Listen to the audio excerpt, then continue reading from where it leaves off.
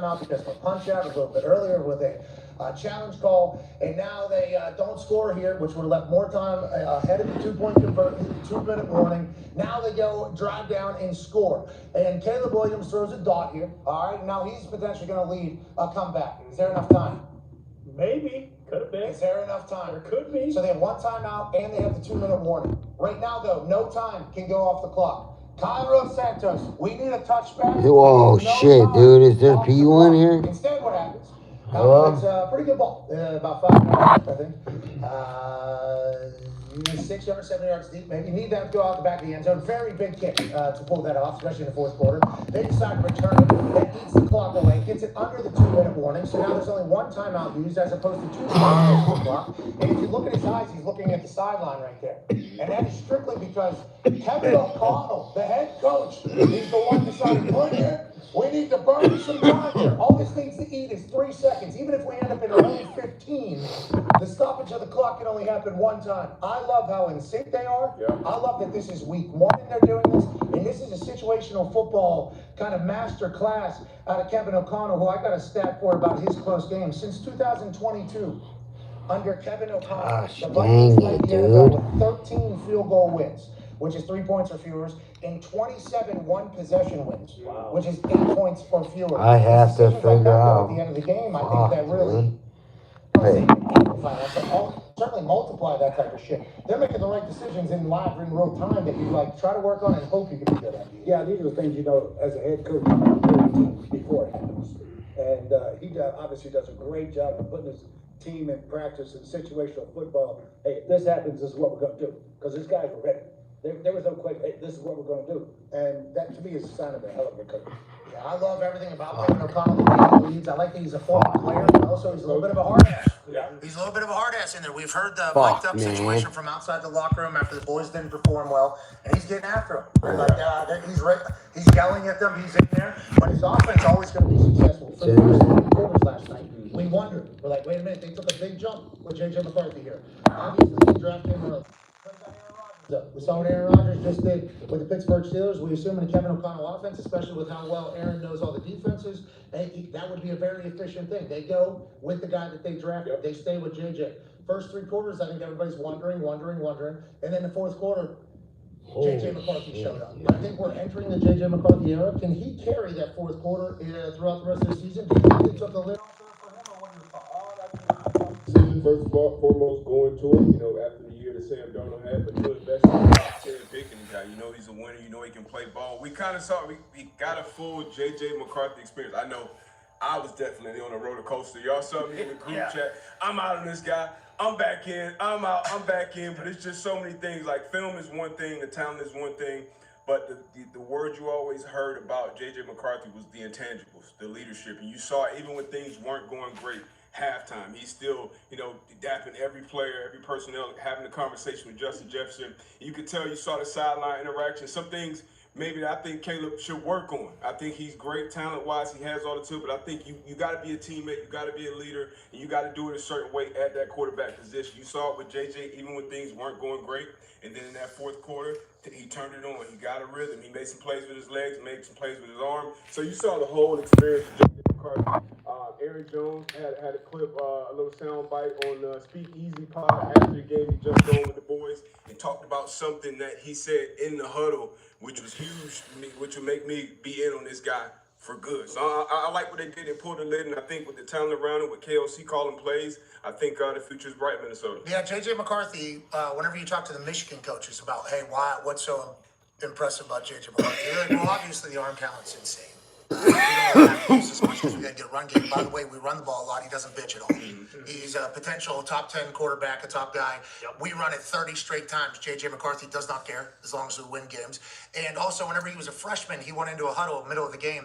And I guess the way he commanded the huddle, like senior offensive linemen who wanted to hate this little pretty boy, come in there were like, damn, we like the way this guy operates. I guess his intangibles of leadership and being a dude have been very evident since high school. And I think what Aaron Jones said to the Speakeasy podcast is they were losing in the fourth quarter, and he looked in the huddle and he said, third. I think it was third. So stuff wasn't going great. Dang, still. the weird thing is, if I really thought about it, I could think of every day of my life. To the huddle, I could think. call, and then it gets right in there. And Aaron Jones was like, "Damn!" And Aaron said that he had been speaking about his leadership and how he's a different mental capacity than anybody's ever been around. It's like that's what everybody has said about this guy. Yeah. So in Fuck, the dude, fourth I'm quarter, definitely whenever it shows retarded, up, the way dude. that it shows up, It just must be what it high is, school, yeah. college, Herb Street. It's got to be like Everybody some knows, sort of like, mental that's- retardation. That's the most predictable J.J. McCarthy shit that there is. That's how they talk about it. Yeah, in the draft process, that's the thing you hardly ever get to see, unless you really do your homework. What do you think, 35 passes in the whole fourth quarter of his senior year? I mean, that's hard to evaluate. Can this guy really take us back in the fourth quarter? But when you're talking about the grit, All right, that's what separates. The guys that really, Dude, or just like, dude. it's not necessarily on talent, speed.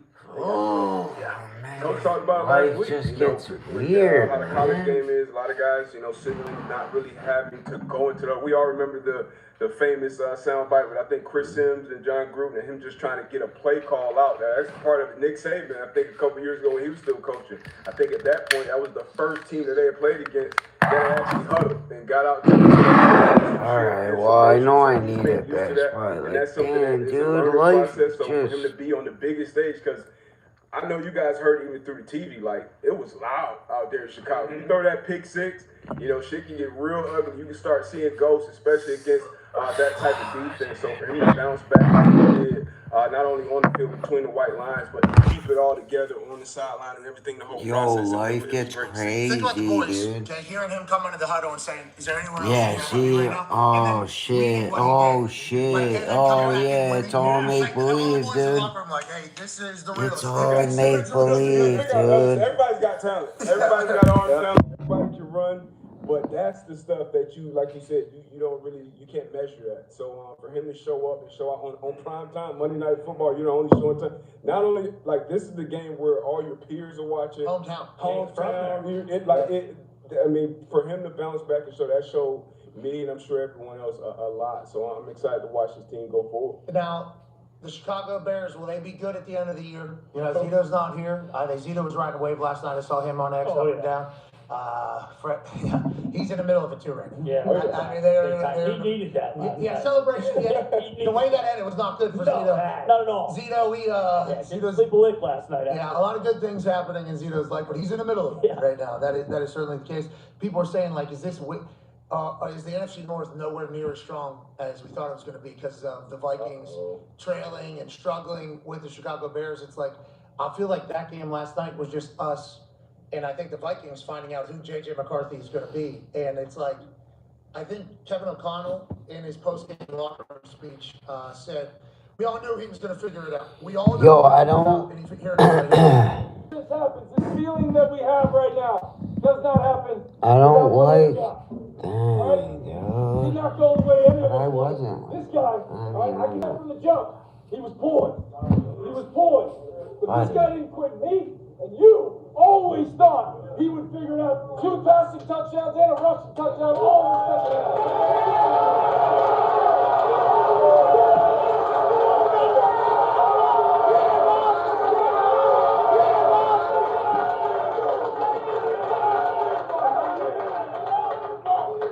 That's why you guys put a C on his chest. That's why he's gonna bring big ball right now.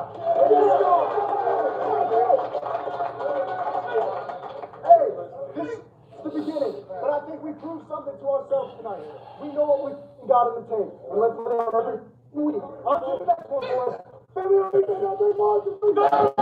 okay, a little delay on the 2 to the 3 there, keeping your own rhythm. I appreciate that, but I like that we knew he would figure it out. That's why we put the C on his chest. It's like everybody that's around this guy feels the aura. I think this is just the beginning. I think the Vikings are going to be a problem this year. I think that is very much just like it was last year for the Minnesota Vikings. Yeah, absolutely. And you could argue the Bears still got a lot of hope too. But the biggest thing with JJ, and you guys have said it, is the end of the game. Like, we're talking about the opposite of Caleb, essentially. Caleb started the game unbelievable. It was great. They walked down the field. He scrambles for a 12-yard touchdown, whatever the hell it was. This throw to a dude there on the sideline. It's like, holy shit, this is Oklahoma, USC, Caleb. So and that's where you are for, a quarter, and then everything else continues to happen. And then JJ's the exact I don't opposite get the whole it, game. because I'm not You're getting like, it. JJ McCarthy, maybe he doesn't have it. Sam Darnold. I has do 14 get it, games. though. They moved on. Fuck, For this dude, kid, they had I 6 do get points it. in I'm halfway not through the third getting quarter. He it. just threw a pick 6, But I do and get then it. he just flips it on its head. And all of a sudden today, it's like, okay, the Vikings have their future, and the guy who started off great last night's more so like, is Caleb ever going to figure this out? Because there were times where you're watching it, it's like, oh, Caleb with Ben Johnson, this is great. And then the way it ended, it was more so like, oh no, this still sucks. Still not really sure. Everyone's talking about how they could have won the game down by 10, but he misses that throw. Who knows? A lot of things had to happen. Yeah. A lot of things would have had to happen. Let drive. There are a lot of positive things, though. I think For Chicago? For Chicago, a lot of positive things to build on. The defense, all right, up until the late fourth quarter stuff where they start running the ball, which is typical Kevin O'Connell. He's going to find a way. He's going to find the right matchup. But I thought Ben Johnson did a great job getting this team ready. And I think the Chicago Bears are going to surprise some people this year as they continue to grow. That first game for a head coach and a new offense and new defense and everything is hard. And, that crowd going, they had everything moving for him. So there's a lot of good things about that. Ben Johnson, a super intense guy, right? That's kind of been like That's so flip funny. of the culture in Chicago. A lot of accountability. You heard all the players talk about it. And for Caleb, it felt like there was some good structure happening within the offense. There's a couple Caleb things like the run to the right side where he sidearms it to a Dunze and it's a nasty play. It's like, I think that was what excited Ben Johnson to work with Caleb. Is like, hey, I've never had a guy that's been able to be a magical threat outside of the pocket, but they're always going to need him to be in rhythm in that offense, right? Isn't that kind of the biggest part of it all? Totally, and then Brian Flores, who is one of the masterminds of defense, started throwing blitzes at him that they hadn't seen in a while. And Alright, sorry. That's just funny, bro. In a new offense. That's just kind of funny. In a new offense, trying to answer the questions God during the bless. game that you see from Flo. He's gonna bring the house, and he did a great job of it in the fourth quarter. So the NFC was decided between the Minnesota Vikings and the Detroit Lions last week of the season. So this Minnesota Vikings team very good. Brian Flores is back with that defense. Brian Flores is a very good defense. So to just absolutely demolish the Chicago Bears, Ben Johnson and Caleb Williams at this point would be a little bit early, especially with the success that they had. But boy, if this does not work out between Caleb and Ben Johnson, Chicago Bears fans are going to be a bit bummed out. This was supposed to be the big Oh, God, hang Caleb was on, the hang call. on. I'm going to let this This guy thing is charge. from the football gods coming to Gosh, Chicago. There's reports coming out. Yeah, Heisman, highest big guy in NIL, once-in-a-generation type prospect, everything like that. There's reports now coming out from people that are no longer with the Chicago Bears, who are certainly finding outlets to get their stories out and their sides out about the Chicago Bears basically only worrying about Caleb, not even thinking about any of the other quarterbacks. That's how committed they were to Caleb. That's how much the world was committed to Caleb. Yeah. The number 1 overall pick is like, hey, this is the guy. Then you get Ben Johnson, the quarterback or the head coach that has been wanted by every team. So you got the quarterback that's once in a generation, and the head coach you can say once in a generation. You have them both in the same building. Right? We should win. And it feels like we should win. Yeah. So whenever last night happens and they just get their hearts broke late by the Minnesota Vikings in an NFC North rivalry game on prime time, it's like I could assume that there's people that did not like that that's how this whole thing started. But I think BA has been very constant here. Ben Johnson's a damn good coach. He will figure out how to win over there. And then it's all like, can Caleb get on board with everything? And can they all buy in for a full 4 quarters? I mean, that is what it's going to be now until they prove that they can. But I have high hopes. Coach that is wanted by everybody, and player that was allegedly causing a team not even to look at anybody. This is definitely the guy. Allegedly, this is being reported. What was the guy's name? Chris White? Yeah. Chris White, who was in a personnel. Yeah, he was personal scouts, I believe. He said that they didn't even really look at tape of anybody else other than Caleb and the whole draft process. So now, obviously, Bears fans. Yo, Weesh, dude. It's Weesh. There's a lot. JJ McCarthy. I mean, Yeah, people are talking about the Drake thing. Like, he didn't want to watch Drake May film as a big thing. Like, who cares about that? If that's the case, and that was the thought around Jaden Daniels is the real problem. yeah, and we'll see with JJ here too. So Yeah, He was, to be fair, going into the draft process, he was, like you mentioned, pegged as that guy. Like, you can't pass on this guy. Oh, wow. You look back 10 years. Like Bryce Young. Chicago, not Bryce Young because he had more of the measurables. Like Bryce Young, I felt like he was going to have to be out. You get notified, dude? You get notified? Oh, you get notified. Breeze was bigger than that, but as far as Caleb Williams, he was the can't miss prospect. He was just the next Patrick Mahomes. So if you pass on him, you go for Jaden Daniels or Drake May or JJ McCarthy. You don't want to be that GM who passed on the next great one. So I get that. And then Ben Johnson, Wait, mentioned, dude, ball in the higher cycle, he went there. So I'm a BA though. I think it's still a lot there to be kind of unleashed with this offense and this quarterback. You talk about Caleb being pegged as the guy, and Ben Johnson allegedly going there because Caleb's there. So like the hype around Caleb is very real. I remember one particular authority of college football actually said, Yeah, I mean, do you want to be the franchise that passes on Caleb you Williams? just want to be a franchise and pass on Caleb I Williams? said, Caleb Williams is definitely the number one overall pick and everything, and that was the answer. Like, yeah, questions asked. All right. Yeah, Caleb Williams sucks, dude. Because I'm like, everybody's so fast in the NFL, and he isn't. He hasn't. He looked great last By the night. way, Caleb Williams sucks. It's just Ben Johnson is in the right fit. That's going to be Bad quarterback, not The good. biggest knock on Caleb, too, going back to college, is like, hey, this guy's kind of a front runner. When he's throwing a bunch of touchdowns and they're beating the shit out of teams, like, he's great, with his teammates and everything. And then we kind of saw it last year, too. Like, when he struggles a little bit, the body language isn't great. He kind of starts to pout a little bit. And that's kind of been the thing. Like, hey, in Ben Johnson's offense, it's going to take time for them to gel. Like, so are things going to, like, is he going to be okay with that for 6 to 7 weeks? Because on the flip side of that, you saw JJ last night. It's like he had probably the worst 3 quarters of his football career, and then it was just like, all right, that doesn't matter. Like, let's go. Is there anywhere else you'd rather be? Exactly. No, I'm good. Because the Bears, like, now they got the Lions next week, so like if this starts to steamroll a little bit, will it be the same? Family's good. We're talking, Life's you good. just mentioned Ben Johnson's a generational coach, 3 years. People were trying to poach him. Caleb's generational QB, but Ben Johnson's, generational offense, if you will, doesn't need or really have call for like a change. Like the Lions, if that was It's the really, case, though, the Lions would have gone and it's gotten mainly- a mobile quarterback. Like they were so good because the ball placement from Goff, they talked about on the broadcast, like the most important thing in a Ben Johnson offense is ball placement and timing and all those things.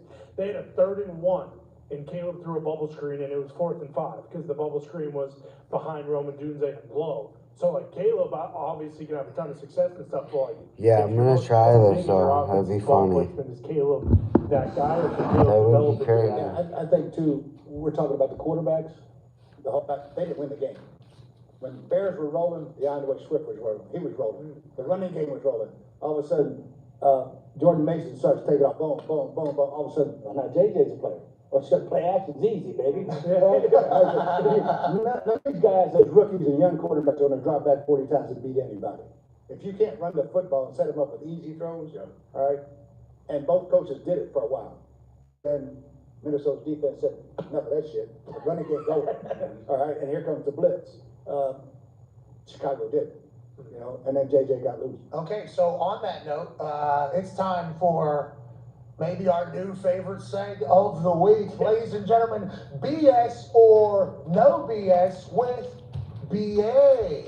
We will read 3 statements that have been stated over the last couple days about the NFL. And BA, a man who coached football for 47 years, a man who was in the NFL for 27 of those 47 years. And Coach Bear Bryant. That's right. And Coach Tom Brady to a Super Bowl. It's pretty big. That's insane. It's a pretty big jump of information.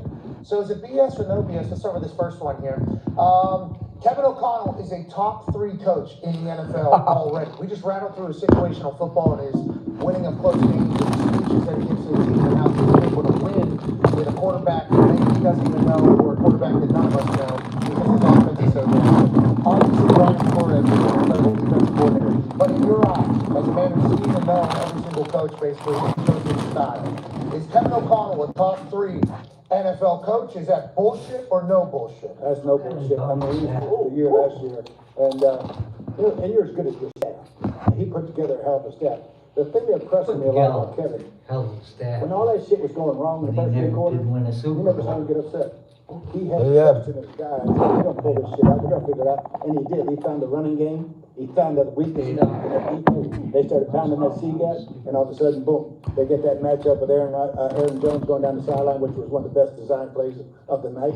And yes, being a former quarterback, I think he's got a feel for the game in the locker room. He's got enough fire, but he's also got enough calm. Do you like this celebration? Because I know you try to start fights with people on the sideline, especially when you're getting insulted. Do you like this type of fire from? Oh, I love it, man. I love it. That's what the players thrive on. Yeah, I think the players see you invested, they appreciate it. Oh, Josh McCown there, I forgot he was there. Yep. He also former quarterback, obviously, and coach in the room for JJ. Feels like they're not only staff, but who they're surrounding JJ with is probably for them to succeed, I'd assume. Totally. You don't get a guy that's been there, what? I'm on the judgment for 14 years, and seen it all. A bunch of different offenses, you know, and you can see his hands-on approach with every time JJ came up, he patted him on the back. Hey, after the interception, it's good. We got it covered.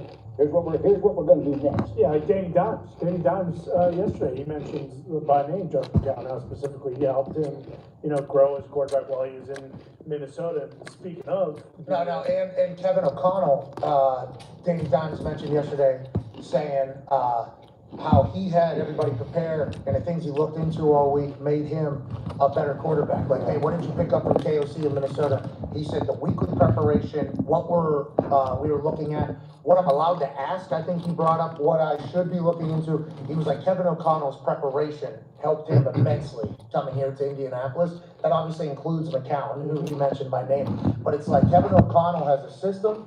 The boys believe in it, and they have won. And they have ownership over there ready to go. They have ownership over there ready to go. They got a brand new stadium. Rookie QB contract. They are. That's big. That's big. Yes, it is. They are in a very good spot over there. Now, let's stay in the NFC North. Yeah, BA, let's keep in mind of where you're currently sitting, Indianapolis, Indiana. Never mind, because we're going to do a different one.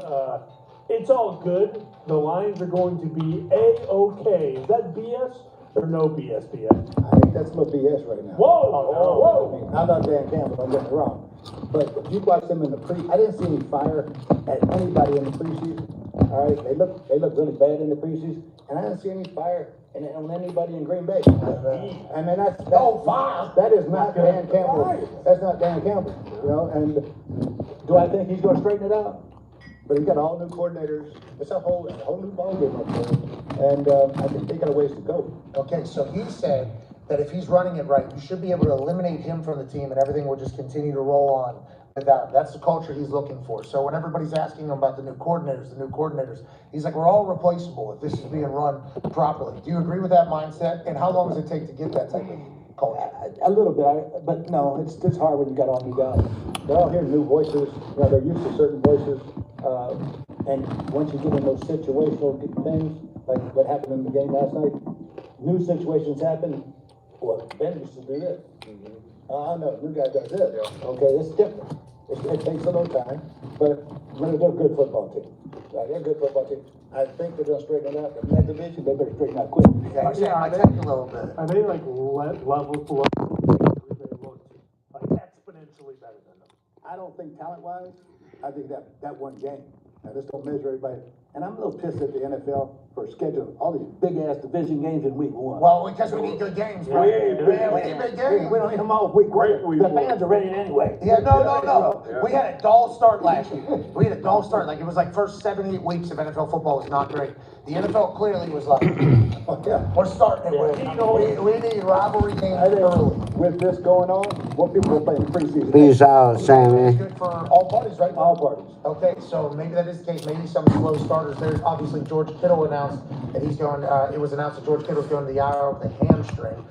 These first couple weeks, you got to look for soft tissue type injuries, and will that lead to more preseason stuff? Not that George Kittle was in the best shape that I've ever seen him. So sometimes that should just happen. Yeah, but it's like, I wonder how everything. Still, It's part of the game. There's one thing to be in shape. There's another thing to be in game shape. All right, if you watch Sunday, there are a lot of fourth quarter defenses collapsing because they hadn't played but a quarter, maybe You can run all the damn sprints you want. That ain't like blocking and tackling and chasing that damn quarterback around. That's a different thing. You're getting game shape. That's why you run sprints afterwards. After the game. That's right. Well, you do that, you practice the next morning at 5 o'clock. Yeah, okay, so have you ever run the sprints in the stadium before, and what's the 5 a.m. thing? No, we actually lost to Delaware, and Richie Cannon got us. And so we didn't play on that, so we scrimmaged at 5 o'clock the next morning. Oh, you guys don't want to play against Rich Cannon, huh? Oh, you guys play against each other 5 a.m. tomorrow morning. You say Fran Brown could have maybe done that as opposed to the public sprints that were taking place after the game? Yeah, I mean, you know, with the NIL, I don't know how this shit's gonna work anymore. That's a hilarious thought. Rich Cannon. 5 a.m., huh? 5 a.m.? Yeah, I don't think so. They're paying me more money than paying you, coach. Right. Yeah, Todd Bowles, he was on that team. It's called Black Sunday. I could imagine a lot of people in bad spot. You said you were, where was that, at Temple? At Temple, yeah. So we're in Philadelphia, 5 a.m. on a Sunday. What week is this? Early in the season? It's probably 7. And Hey, we're in it. We're in the season. 5 a.m. too, that's late. So week 7, that's fall. Yeah, it's cold. It's cold. It's dark. Yeah. dark, it's foggy, and I hear the guys come up the street. He ain't even here. That's something that got us up for nothing. I just waited for the last one to go through that gate, blew the whistle. We ain't stretching. Put the ball down with full speed tackle. How long was the scrimmage? How long was the scrimmage? 3 hours. 3 See, I mean, they put you in jail when you coach like that now. Now, how did it end up? How did it end up? Did it work? We won the rest of our games. Frank Brown trying to do the same thing. Speaking of winning a bunch of games, and Connor got excited to talk about this because how could you not? Here's another statement that you call BS or no BS. Danny Dimes is going to win the MVP. Is that BS or no BS? BA? I think it's BS, baby, because I think Josh Allen already got it. Oh! No. He just had it last year. Josh Allen just had it last year. That fourth quarter he put on the other night, I think he already won it. I know. Remember last year, whenever the So Spurs. Ben, I'm so happy for Dan. Okay, because he won his first game against us in Tampa, and he's talent. He's a talent, and I'm really happy to see him get a shot. I think he fits this offense really, really well because he's athletic. He can spin it, and really happy for Dan. Let's talk about this. You said you're very happy for Danny Dimes. Down in Tampa right now, which you are still part of the organization and obviously always will be Super Bowl champion down there. Baker Mayfield is utilized as an example for like a quarterback who maybe didn't have as good of a start, bounced around a little bit. Danny Dimes, I think, was rushing the punt. Baker Mayfield was rushing the punt down to Carolina Panthers for the Whoop team, scout team, special teams, drills, reading the card, and everything like that. Darnold, a little different. I mean, Baker was Rookie of the Year and beat the Steelers in a playoff. Pittsburgh in a playoff game. That's a whole lot different now. And played his ass off, hurt, and you cut him. They just play his ass off. They made him throw it 60 times. Against Pittsburgh. Yeah. Last week he was there. Yes. Coach, so, Taking trouble off the field. Right, yeah. It's different when an organization embraces you and gives you, and you give it back. And Baker's won it. He owns the city of Tampa right now. It's his team. Owners came out. He is the face of the franchise, will be for a long time, and rightfully so. Danny Dimes could be that. Yeah. He could be. Sure. Really He's only in could. his 7th year. He can play another 10 years, especially with he's how young. incredibly He's fit young. he is and everything like that. What was always the knock on why he didn't have success? Was it just me? I don't want to say it to Giants fans. Was it just because he was in New York with the Giants? Is it like, And it's not just New York, and it's not just Giants at this point. It's Giants and Jets. yeah, maybe Like it's just Geno- impossible to win there? Yeah, Geno started in the Jets, like Darnold with the Jets. Like it is kind of just that. It's just Jersey and New York for some reason. I think the Giants had a rash of injuries for 2 years in offensive line. And I mean, he was running for his life. I mean, he couldn't, he barely hit his fifth step, be running around chasing everybody. And yeah, I think as time goes on and you get to that right spot. And I think he's very, very comfortable. And Shane done a very nice job with him. He could be a mayor here. Yeah, it's kind of different. He's out having beers too with the boys, by the way. That's a big part of it. I do. I agree. I agree, actually. Nobody will talk about it. I think it's a big deal. Baker's best friend, offensive line, they all meet at the same place. That's what I'm talking about. See, that's a big deal. We saw the Florida Panthers too, their entire team out there drinking. I'm not saying everybody has to booze, especially in 2025. There's other alternatives, or you can just go ahead and drink yourself a Sprite or whatever. But everybody gathering and having a good time is a massive piece of leadership, I think. Totally, especially when you bring your wife and kids and you're all sitting there having just a great time together. That's what team building is all about. And if you don't have to like each other, but you got to be accountable to each other, and that accountability is how you win games. I go back to the Pittsburgh Steelers of Super Bowl 40. That's the closest team I've ever been a part of. There were no clicks, offense, defense, everybody, you know, the whole team stayed back, let the room run out on the field. It's Super Bowl. It's hands down. You know, our team that won the Super Bowl, my wife always said, it looks just like the Steelers on the sideline. And it was different because Tom had just come in. Hell, nobody knew him. Great leader. But great leader, and the guys absolutely loved each other. And he'd have a beer with the boys, from what I've been told. I mean, that's yeah. a big deal. Danny Dimes has done that here immediately upon getting here. I think he understood the assignment and all. And if he would have been back up to AR, I think he would have been cool with it. But he also is getting an opportunity to be who I think he always thought he could be. And boy, it's a great place to have that happen. I think this city is ready to embrace Danny Dimes, especially after that week one. Without a doubt, and just his personality and everything, like it fits Indianapolis. Like, you know, everyone always talks about how he was with the media and everything, and just kind of dry. And when you're not Eli, when you're not winning Super Bowls, that rubs people the wrong way. It's like, well, this guy's not giving us anything, and we're getting our asses beat on Sundays. But I think he fully understands too, like, hey, another opportunity like this, if I don't seize it, it might not come around. Like, this might be my last shot to really be a guy, and what a hell of a way to start it on Sunday. Yeah, he's tough too. Very He tough. took helmet to helmet. Massive shot. To the head. That was right in front of us. I mean, and then the picture of just his head being snapped back. Here it is right here. Foxy, I think, pinned it up. Oh, I mean, that's right in front of us. The head, and then the still shot. If we still have the photo, his head just turned completely sideways, and then he just pops right back up, tosses the ball to the ref, and just kind of goes away. It's like the whole team sees that shit. Oh, yeah, the only thing better been on Andrew Luck. Nice hit, buddy. Joining us now, ladies and gentlemen, is a man who was a quarterback in the NFL for 12 years. 12 years. Ladies and gentlemen, friend of the program. A guy who just understands everything about ball, inside and out. The man who will step into the batter's box and swing that bat and everything.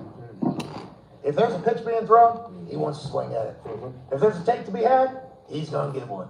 Ladies and gentlemen, Emmy Award winning. Wow. ESPN, NFL pundit, Dan Orlov. No days off. Hell no. No days off. What's up, man? How are you, buddy? How's it going?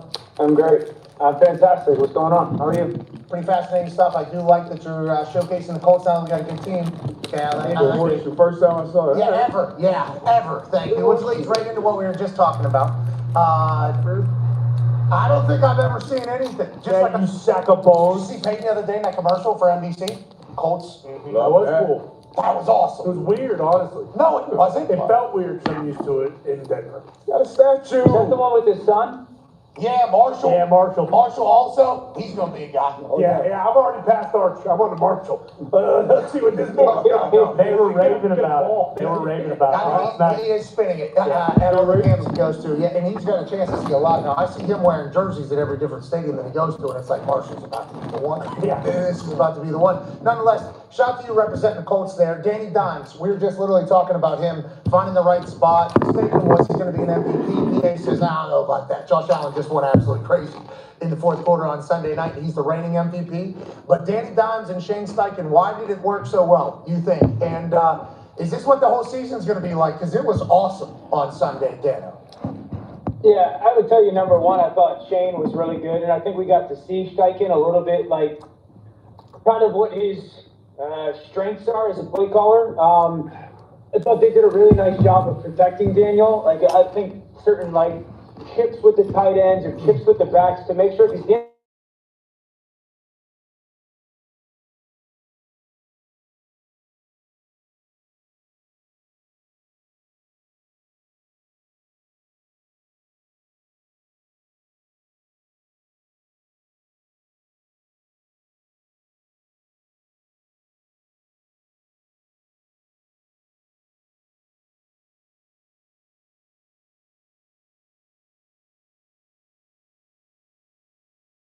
what are we doing? We're not talking about That's that. because the Colts did that. The ball club. Colts said, Yeah. Dalton's really good.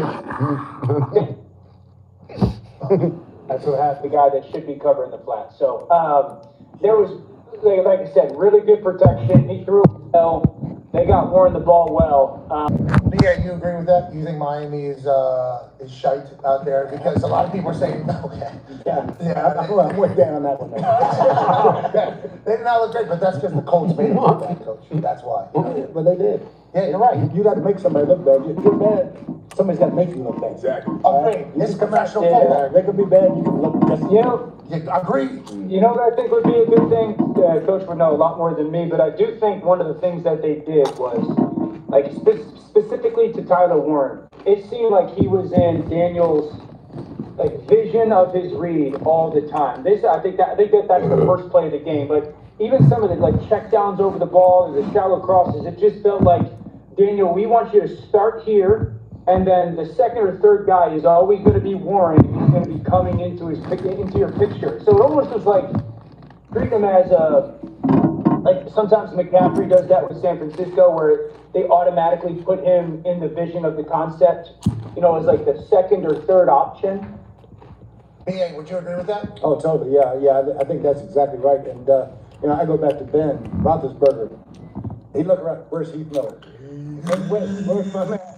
It's the same thing. You got a guy like Warren, he's going to be absolute stud, just like Brock Bowers, you know. And put him in the middle of the field. I look outside that, there he is. All right, and this kid knows how to get open. Yeah, and Danny was very comfortable giving him the ball. Yeah. And I feel like his catch rate is probably Massive. he is gigantic.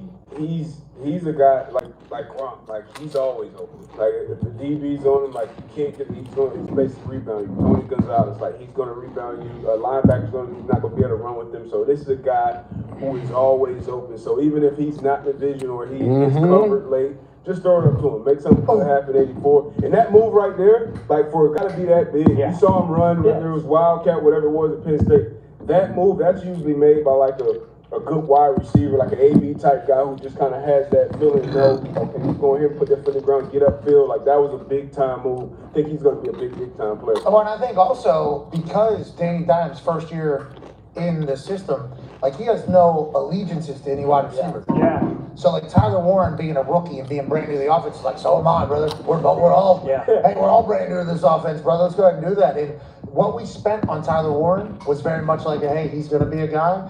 And all reports out of camp is that he is a guy. We needed that. It's a missing piece. We needed it bad. Third was 39 or 36 total catches. I think 39 total catches from the tight end position last year. So you invest obviously in the first round pick in him.